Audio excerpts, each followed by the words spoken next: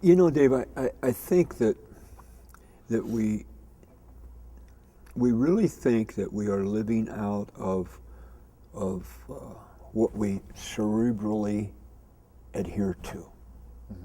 You know, and we're not. We're talking about reality. Reality is really made up of two elements. It's the hard, cold facts of you're here, I'm here, this is a table. You know, those are the hard, cold facts. But we're each experiencing a very different reality. Because it's not just the cold facts that define us, it's the viewpoint that we bring. It's the belief system that we bring, that we interpret these things through. And that determines how I respond, how I react. If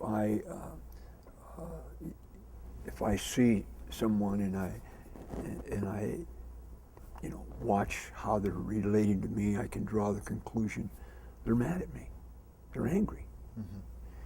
And so I get defensive. But if I just stop for a minute and test reality, you know, is what I think going on really going on? You know, are you mad at me? The person hopefully would say, no, I'm sorry, I'm leaving that impression. I'm just exhausted. I just haven't been able to sleep for a long.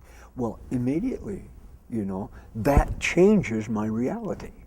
Now, all of a sudden, I treat a fatigued, exhausted person much differently than I do an angry person. But fatigue and anger very often look alike. Sure. And so it's that viewpoint that we bring. And so no matter what our hard reality is, it's our belief system that ultimately determines our behavior. And when we apply that to God, if our view of God, if our belief about God is that He's an angry God, or that He's unpredictable, or that He's not feeling good today, or you know, whatever. And we tend to create God in the image of our own Father.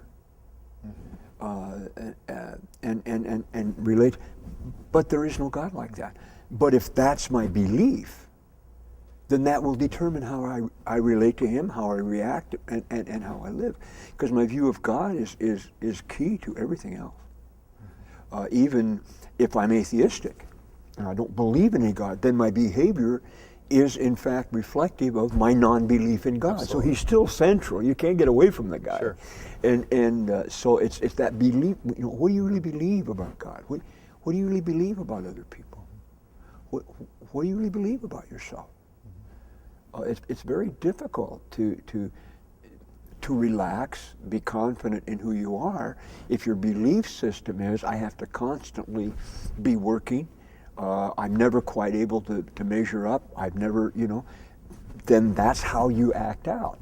And so I think that's what I'm trying to convey. We've got to get our belief system as accurate as we possibly can. Now, none of them is, you know, we're all warped. You know, the lenses are all cloudy. But one of the things the Holy Spirit does is He guides us into all truth. That is, He's bringing me into what really is true and allowing me to live in reality, and that sets me free. So that viewpoint, reality plus the viewpoint becomes my perspective. Of Becomes my reality. My reality. Exactly. It becomes my reality. This is what's really taking place. Yeah. So that when my viewpoint becomes my identity with Christ, that Jesus Christ is in me. Yeah. Right now, present. Yeah. Take a tough situation. You know, the fact is, the hard, cold facts are, this is a very difficult deal. Absolutely. This is a great loss. I'm in true pain. Those are the facts. I can't change that. Okay? But the change factors are my viewpoint concerning that. Do I believe that God is causing this? Well, if I bring that viewpoint to these hard, cold facts and interpret them through that viewpoint, then that will cause me to react in a certain way. If I understand, no, he's not causing this, that he's not the source of evil in my life, he's not bringing these disasters, he's on my side.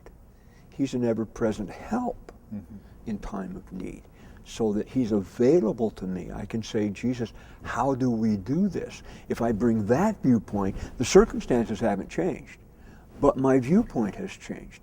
I've become, the Holy Spirit has allowed me to enter into a reality here, and so I can live in that reality.